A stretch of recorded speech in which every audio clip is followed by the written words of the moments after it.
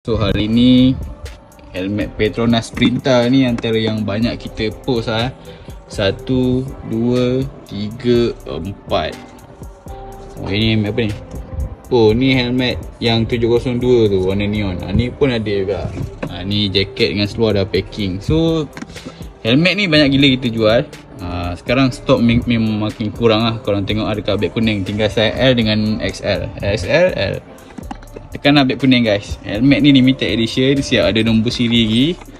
Tengok kat belakang Dia buat 5,000 unit je. Ni 1,540.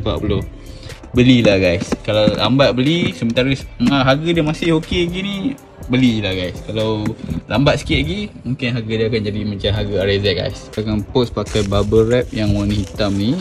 So kita akan tengok dulu barang. So siapa beli helmet ARC Petronas ni dapat bag ARC, wah dia tulis Petronas lah, dapat sijil.